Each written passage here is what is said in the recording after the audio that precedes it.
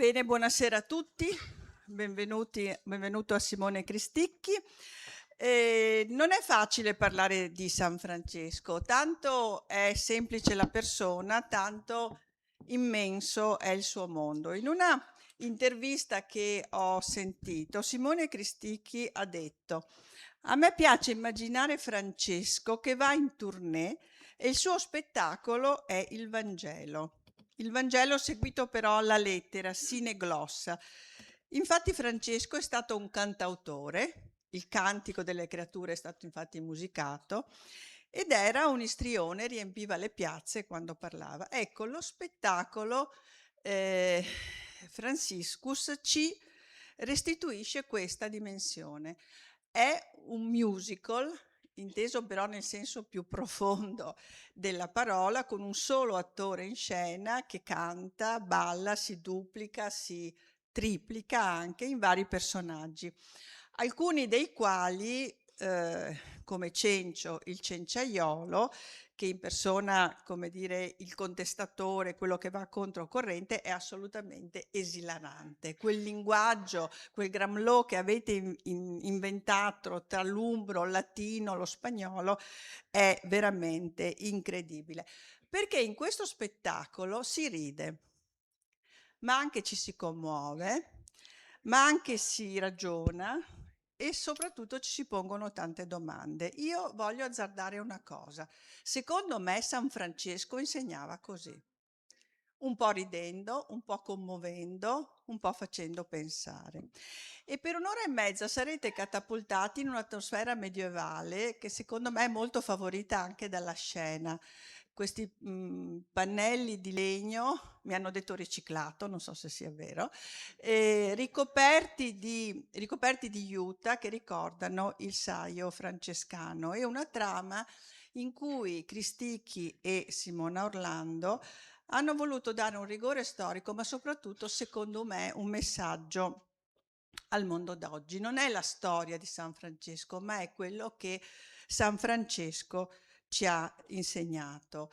Proprio qui abbiamo fatto di recente un incontro sul Cantico delle Creature e abbiamo parlato dell'usus pauper delle cose. Ecco, Francesco parlava di povertà, che intendeva nel senso di togliere il superfluo. Noi oggi siamo pieni di superfluo, ma non riusciamo a riempire i vuoti che abbiamo dentro. Francesco predicava il dialogo e non la guerra, quante guerre ci sono intorno oggi. Francesco evocava la responsabilità personale di fronte alla comunità e oggi tutti tendiamo ad evitarla. Tutti insegnamenti quindi attuali e che in questo spettacolo si trovano tutti. Ecco, io devo dire che sono uscita e con me credo che abbiano tanti avuto questo sentimento, dallo spettacolo uscirete lieti, come era San Francesco, ma anche, secondo me, positivamente turbati e invitati a pensare su quello che questo grande personaggio ci ha insegnato. Grazie. La parola ad Alessandra Morgagni e dell'ufficio stampa del Teatro Stabile del Veneto. Buonasera a tutti, con noi Francesco Cristicchi, Simone Cristicchi, Franciscus, ormai detto Francesco no. Comunque questo è uno spettacolo che è in tournée da 2 anni, riempite, questo è il terzo anno, riempi teatri. Ieri c'era gente in piedi ad applaudirlo, anzi la prima domanda che faccio è chi l'ha visto ieri e chi invece lo vede oggi. Ah, benissimo, quindi per molti sarà anche una sorpresa, perché sarà. È uno spettacolo non agiografico, ma racconta proprio la complessità umana dell'individuo di Francesco. E da questo spettacolo è stato tratto anche un libro. Io oggi leggendo un pochino, mettendo insieme tutti i pezzi, che ha lo stesso titolo e che riporta il copione con delle riflessioni di Simone Cristicchi sulla figura di Francesco. E con queste scene molto belle che a me personalmente hanno ricordato in realtà i legni di Mario Ceroli, però questa è una mia idea. Ecco, vado secca sulla prima domanda. Sei credente?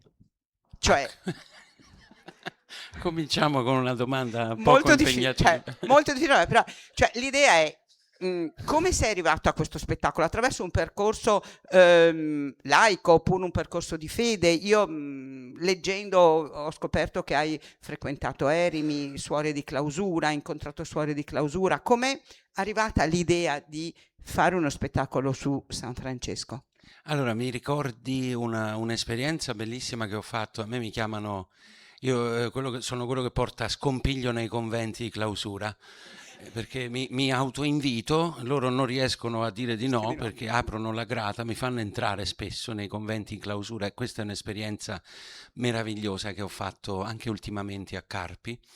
E mi ricordo in questo convento di Clarisse all'Overe, sul lago di Iseo a Brescia, e mi fece una delle sorelle, Clarisse, mi fece la tua stessa domanda. Mi disse: Simone, ma tu credi in Dio? E io, non sapendo cosa rispondere, preso dall'imbarazzo, le dissi: lo sto cercando, lo sto cercando. Allora lei ha ribattuto in una maniera stupefacente, perché mi ha detto: vedi, anche tutte noi lo stiamo cercando. Io ho detto: ma com'è possibile? Eh, Però mi ha fatto capire questa sua risposta che la ricerca spirituale è un qualcosa che non si esaurisce mai, è un viaggio che comincia, ma effettivamente forse non basta un'esistenza soltanto per riuscire a comprendere. Si può forse intuire che c'è un grande mistero, come dico in una mia canzone, è un mistero che abita la nostra profondità, ma che abita anche il mondo, la realtà che viviamo. E questa risposta per me io la tengo sempre come una cosa molto preziosa, cioè se una suora di clausura ti dice stiamo ancora cercando anche noi, vuol dire che è un combattimento quotidiano tra il credere e il non credere, tra il vuoto e il pieno, tra la pienezza e invece l'assoluto smarrimento che ci troviamo a vivere, soprattutto in un momento come questo. Grazie. E, quali sono state le tue fonti? Tu racconti un episodio preciso della vita di San Francesco in Oriente, fai delle citazioni precise sulle sue storie, su questo uomo che è diventato santo, ma è stato subito una persona famosissima. La sua prima biografia è stata scritta 2 anni dopo la sua morte. Quest'anno ricorrono gli 800 anni dalla morte di San Francesco, però volevamo capire un pochino dove hai trovato tutto questo materiale che racconti su San Francesco. Allora, bene, con Simona Orlando, quella coautrice di questo testo, abbiamo cominciato a leggere soprattutto le ultime pubblicazioni, gli ultimi studi storici, da Franco Cardini a Chiara Frugoni, Chiara Mercuri, fino a quando poi sono andato a Laverna, nel santuario francescano di Laverna, e lì uno dei frati mi regalò un libro che si chiama Nostro fratello di Assisi. È stato scritto da un frate francescano spagnolo che si chiama Larrañaga, e questo libro, Nostro fratello di Assisi, lui mi disse: questo è il più bello che io abbia mai letto su Francesco, è molto moderno, è una visione quasi psicologica del fenomeno francescano e della sua figura, quindi lo analizzava in questo libro quasi dal punto di vista della patologia del mistico, no? E quindi questo labile confine tra follia e santità, molto interessante, perché io, come qualcuno saprà, insomma, anni fa avevo affrontato il tema della malattia mentale, dei manicomi, e quindi mi interessava questa vicinanza tra il folle e il santo, e in questo libro ho trovato molto materiale. Dopodiché però devo dire una cosa: abbiamo deciso di dimenticare tutto quello che avevamo letto, perché nel frattempo, leggendo la biografia, le varie biografie, le varie interpretazioni di Francesco, ci siamo resi conto che non esiste uno Francesco, ma ne esistono migliaia di versioni diverse, perché ognuno lo fa suo in qualche modo, no? E nel frattempo, mentre ci documentavamo, emergevano tantissime domande, tantissimi interrogativi. Questi interrogativi avevano bisogno di una voce, che li evocasse in scena, e così è stato inventato il personaggio di Cencio, che è, diciamo, la figura che contrasta Francesco, che lo deride, che diffida di lui fino alla fine, e mi viene da dire rappresenta la nostra diffidenza nei confronti di tutto ciò che è spirituale, di tutto ciò che è rivoluzionario. È qualcosa che per noi è inarrivabile per certi sensi, e quindi il primo effetto che ha su di noi, esseri umani, una figura come Francesco, ma come tanti altri, è probabilmente questa diffidenza. Oggi noi viviamo nell'era della diffidenza, noi diffidiamo ormai di tutto, non sappiamo più cosa sia vero, cosa sia falso, siamo sempre immersi in queste fake news, no? E quindi ora non voglio svelare il finale, però la figura di Cencio è un percorso umano, è un percorso che tutti noi in fondo facciamo quando ci troviamo di fronte a questi grandi spiriti che ogni tanto ci fanno il piacere di venire su questo pianeta. Infatti, ieri guardando lo spettacolo, devo dire che secondo me Cencio era un pochino tutti noi, è l'uomo che rivela e legge la figura di San Francesco. E mi chiedevo se c'era una figura particolare a cui ti eri ispirato nel creare la figura di Cencio. Peraltro, racconto un aneddoto. Allora, Simone è in scena per tutto lo spettacolo. Quando è Cencio ha una specie di cappello in testa, ha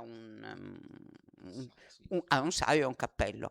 Quando diventa San Francesco si toglie il cappello e si muove i capelli per farli ritornare come forse noi tutti ricordiamo Simone nell'immaginario collettivo. Quando comincia lo spettacolo molti pensano che sia un altro attore quello che sta recitando, invece sono sempre... E poi fa ritornare i suoi bei capelli ricci, tutti. Ma allora sono in due, no? È sempre lo No, è stesso. sempre lui che cambia. E appunto mi chiedevo, c'è una figura di riferimento, qualcuno a cui pensavi quando hai creato la figura di Cencio? Allora, noi siamo andati, ovviamente abbiamo visitato tutti i luoghi francescani, l'ultimo in ordine di tempo, l'ho visitato questa mattina perché sono andato in visita a San Francesco nel deserto con il kayak, me la sono fatta a remi. Ah, sei quasi veneziano in questo. Quindi se stasera mi troverete un po' stanco, capirete il motivo. C'è una motivazione. Però è stato quello di stamattina un incontro straordinario, è un luogo che io invito davvero tutti a visitare perché ha un'energia fortissima, un'energia che si sente nell'aria. E dovunque è stato Francesco, io ho sentito questa energia tellurica quasi, che è impregnata nelle rocce, nei luoghi.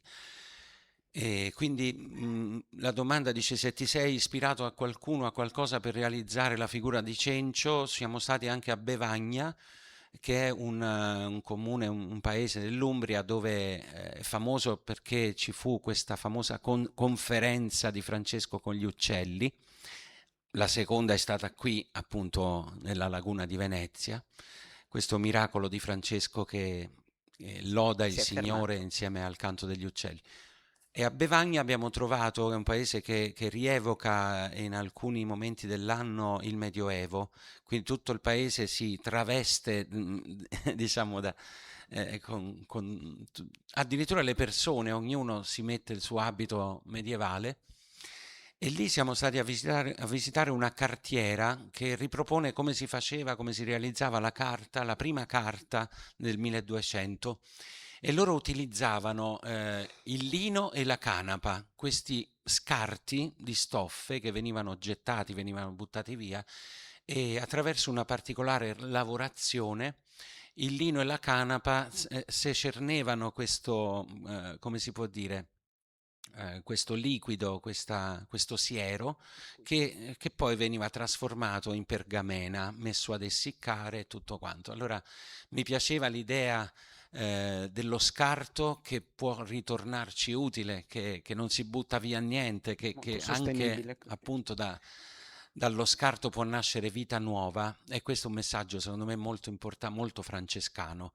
E allora Cencio diventa il raccoglitore di stracci, lui è il cenciarolo, viaggia in tutta l'Italia anche all'estero, raccoglie questi stracci per poi rivenderli al maestro cartaio, che trasformerà poi questi scarti in qualcosa che possa raccontare le storie al mondo. Quindi ha una sua Ha una missione ben sua... precisa. Parliamo un attimo di questa figura di San Francesco, appunto oggi mettendo un po' assieme i pezzi, vedevo, dicevamo, San Francesco è stato famoso da subito, come si direbbe oggi. 2 anni dopo ne hanno scritto una biografia, c'è una tavola che rappresenta San Francesco che è stata realizzata 8 anni dopo la sua morte, quindi se ti rappresentano vuol dire che sei molto famoso o molto conosciuto. Poi c'è il ciclo di Giotto, Cimabue, Caravaggio. Poi ho guardato anche il mondo del cinema. Rossellini ha fatto un film su San Francesco. Zeffirelli, credo la mia generazione è cresciuta con Fratello Sole e Sorella Luna.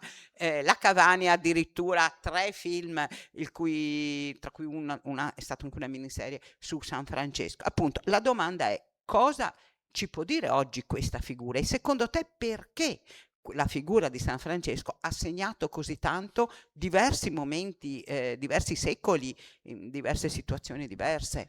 Che cosa ha dentro da poter dire, ecco?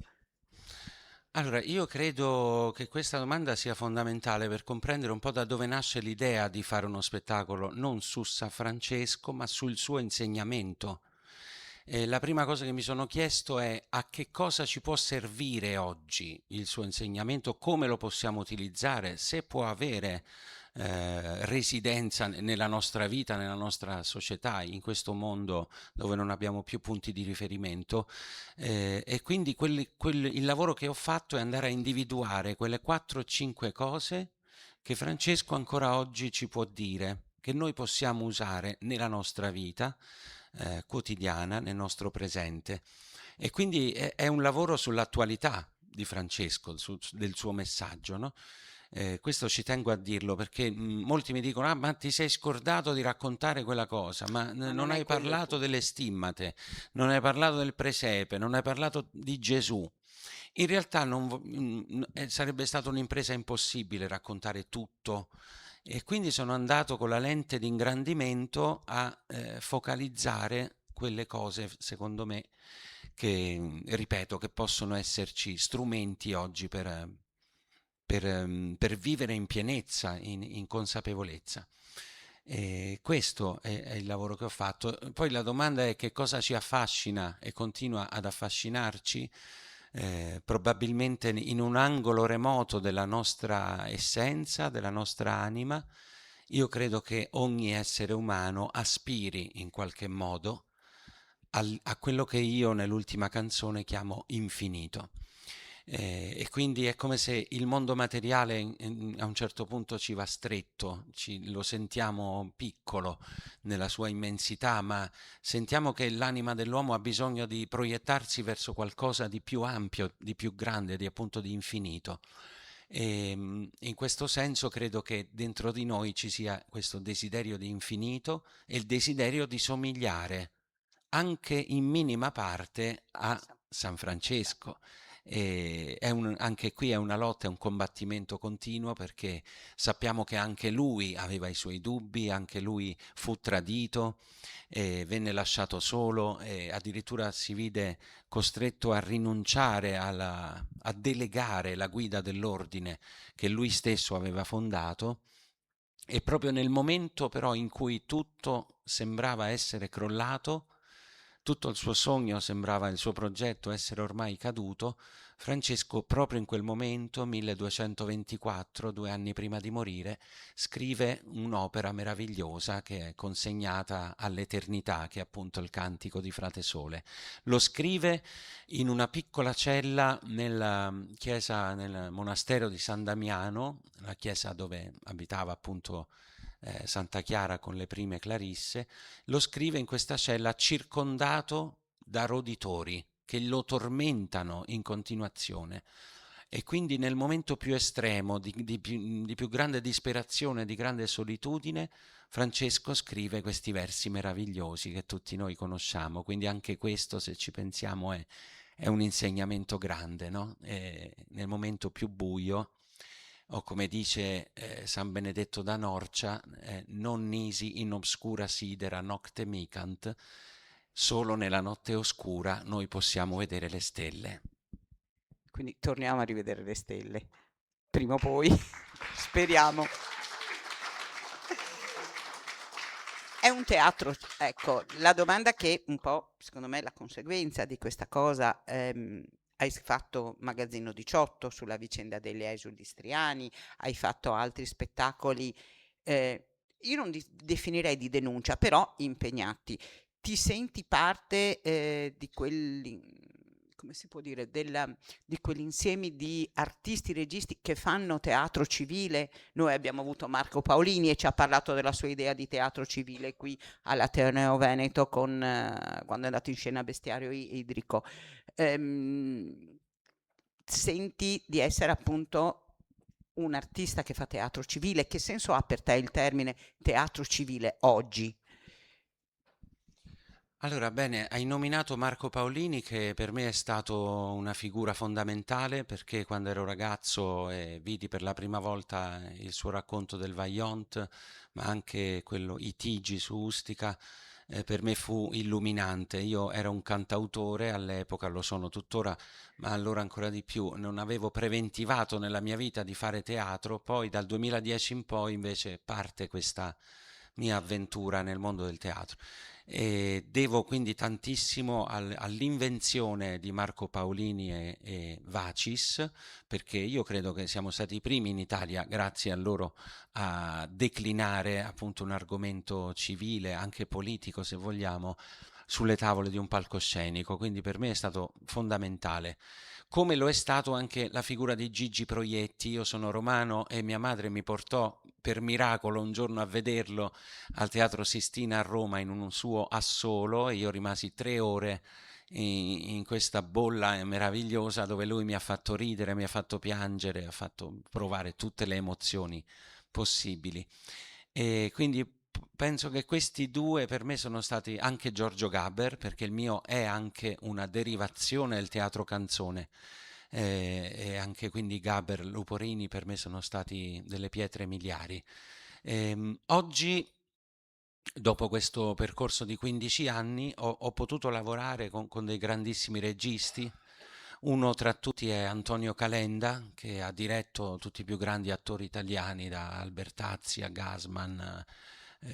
Quindi con lui ho imparato tantissimo, devo dire, semplicemente osservandolo lavorare.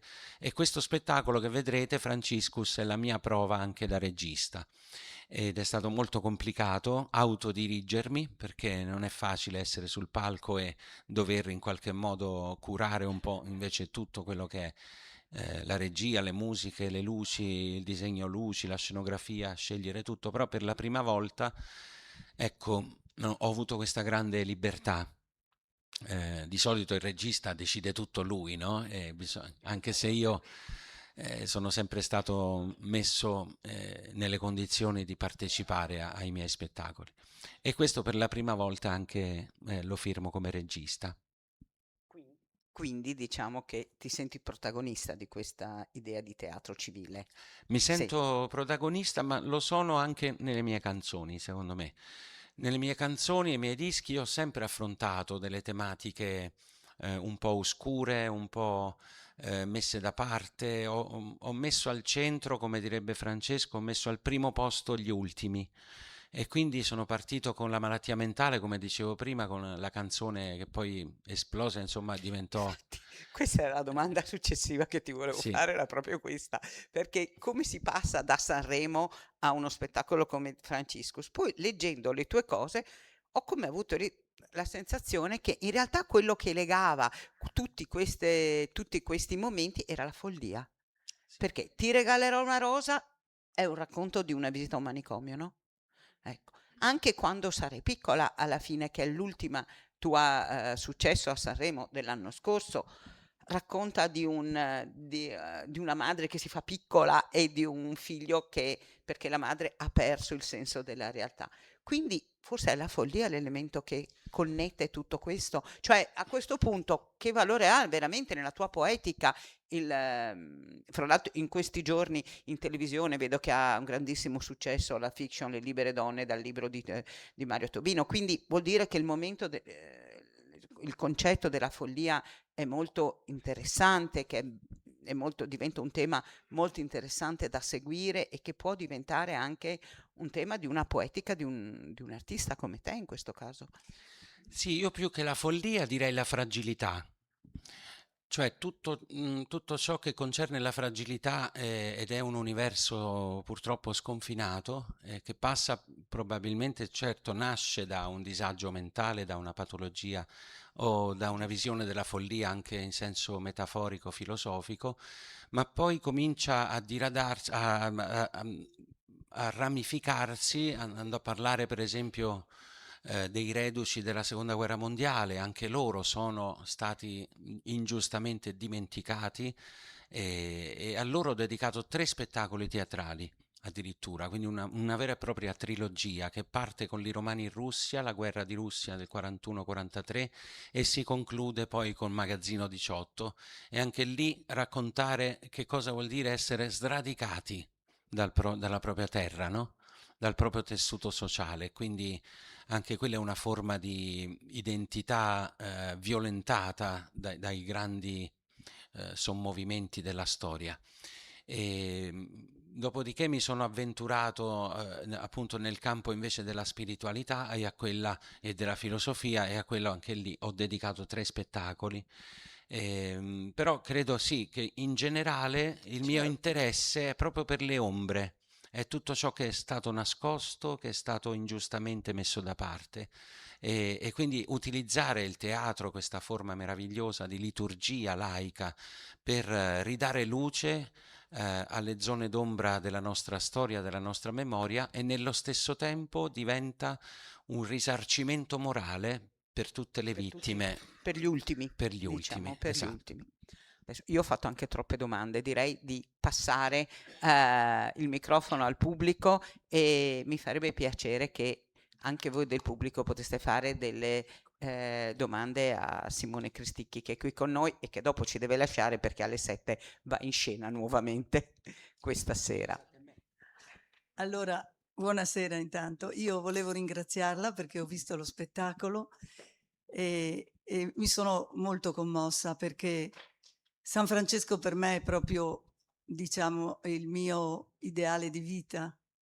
E io ho avuto una formazione cristiana da un vescovo che era cappuccino, perciò fin da piccola sono stata educata e ho sentito questo spirito proprio di San Francesco e lei è riuscito proprio con queste 2 dimensioni, l'umana e quella spirituale forte di San Francesco che era uomo come Cristo e lui è l'alter Christus, uomo e anche vicino alla divinità proprio, perché anche in una sua preghiera lui dice che voleva provare prima di morire tutto l'amore che Cristo ha provato per noi e tutta la sofferenza che lui ha dato per l'umanità per salvarla.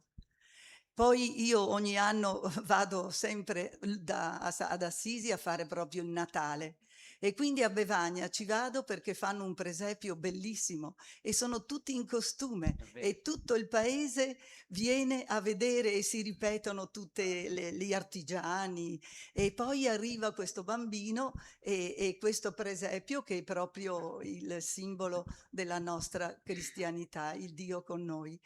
E anche lì alla Porziuncola, quest'anno sono gli 800 anni, c'è tutto un percorso dove ci sono tutti i presepi del mondo e c'è ancora il roseto dove lui si era arrotolato quando credeva di avere offeso il Signore e le rose sono senza spine. E la Porziuncola è proprio un luogo dove entri, c'è la pace. Mi sono piaciute molte le preghiere che lei ha detto di San Francesco, perché lui proprio si rivolge così. E la perfetta Letizia, che lui proprio era lieto, era proprio felice e la gioia è proprio quella che distingue i cristiani. E questa perfetta Letizia, che mi ricordo una volta l'ho spiegata a una mia amica e non mi ha più guardato perché ho detto lui arriva pieno di ghiaccio davanti al convento e nessuno lo conosce e non si arrabbia, nessuno lo fa entrare, è pieno di freddo, di male. Però lui dice questa è la perfetta Letizia, di non turbarsi di fronte a queste ingiustizie, a questa diciamo dimensione umana molto molto bassa e quindi questo è l'insegnamento grande che lui ci dà. Grazie. Grazie a lei.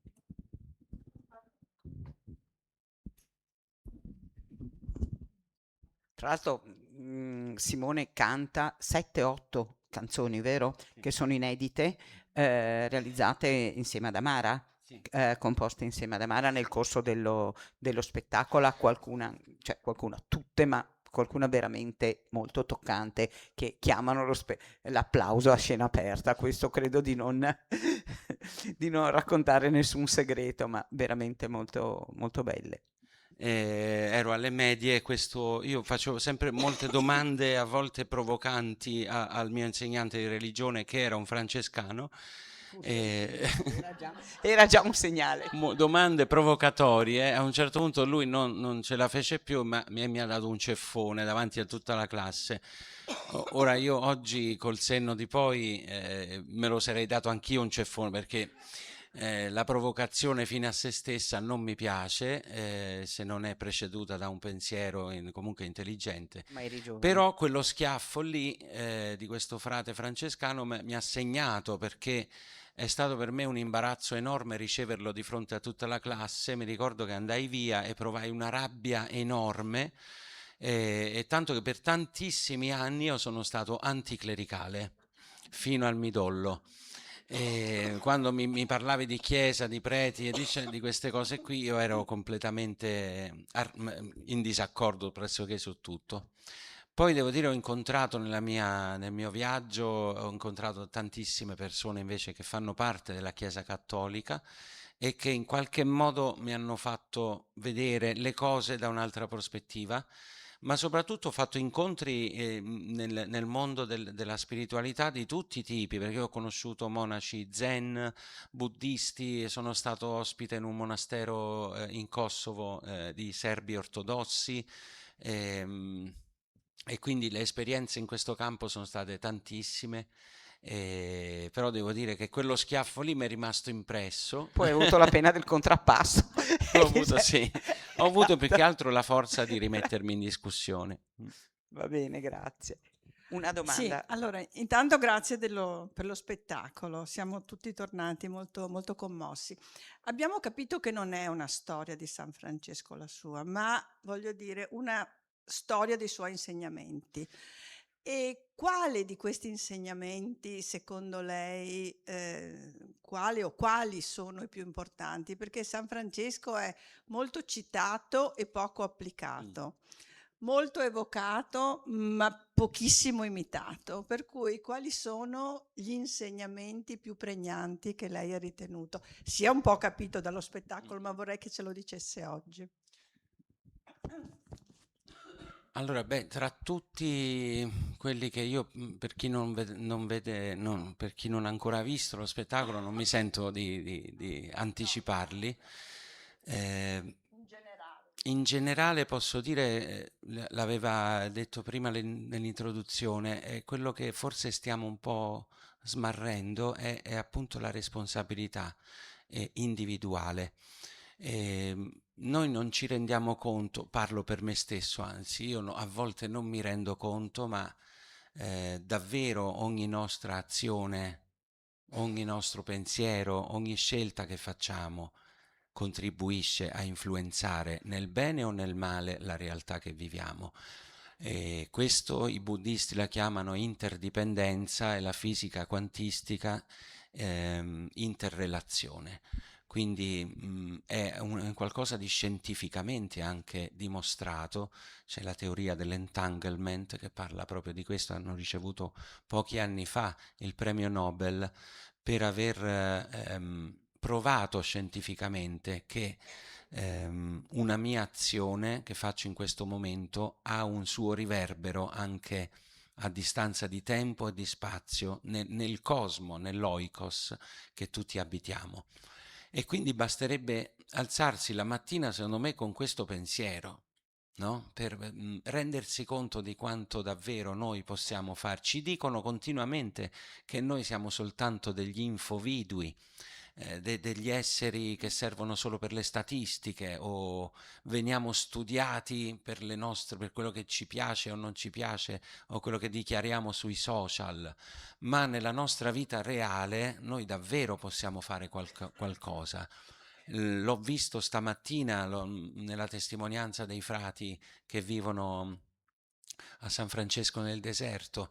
Davvero riuscire ad andare un po' oltre il nostro piccolo microcosmo e puntare a qualcosa di più alto, di più grande, e provare a fare della nostra vita una piccola missione, un piccolo capolavoro. Perché Francesco in fondo ci insegna questo, no? Ci insegna che la vita che abbiamo ricevuto è un dono, noi lo dobbiamo onorare in qualche modo, e lo dobbiamo fare soprattutto incontrando il diverso da noi e sentendoci parte di un qualcosa di più grande del nostro piccolo ego. Ecco, secondo me questo è l'insegnamento più grande che ci dà Francesco.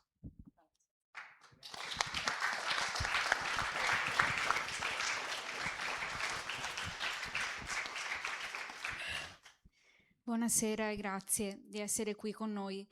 E mi viene in mente una sua canzone, Le poche cose che contano, che ogni tanto mi viene in mente e mi ha colpito molto.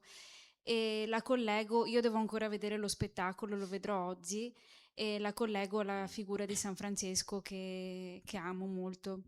E mi immagino che San Francesco vedesse tutte le poche cose che contavano, che a noi sembrano insignificanti, e che diventassero un fiore che sboccia, le cose piccole di tutti i giorni diventassero veramente le cose più belle della sua vita.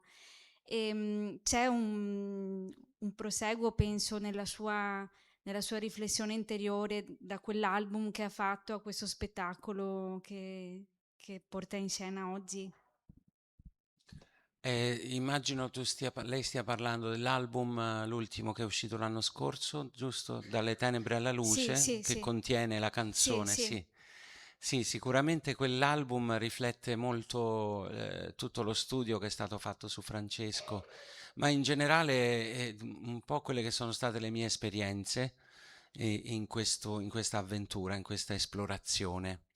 E quindi mi viene in mente un altro brano, Dalle tenebre alla luce, anche Accade, ci sono diverse canzoni che, anche la canzone Cade che io faccio anche in questo spettacolo.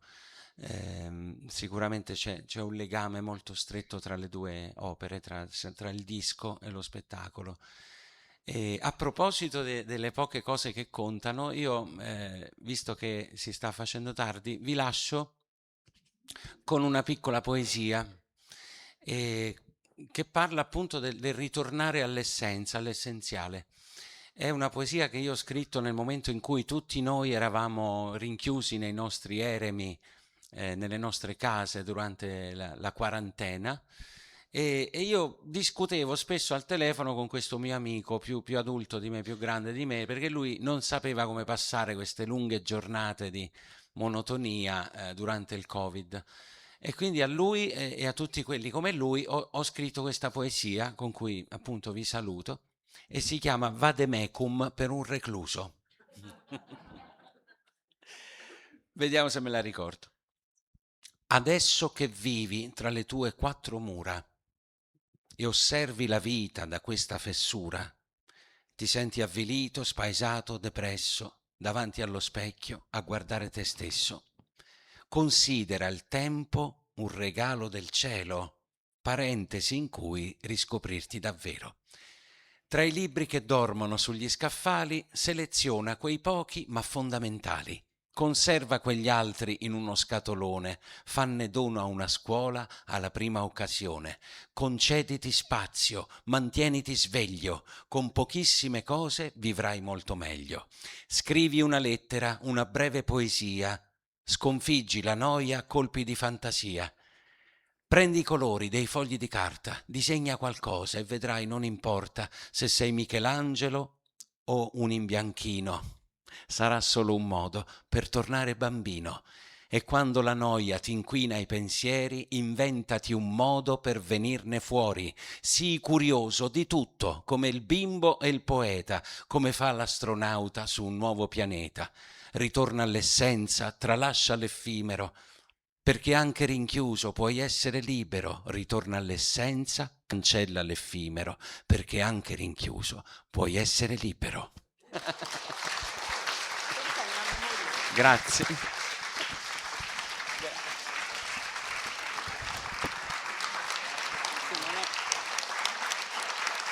Una tua piccola fan che vuole, lo consentiamo a lei.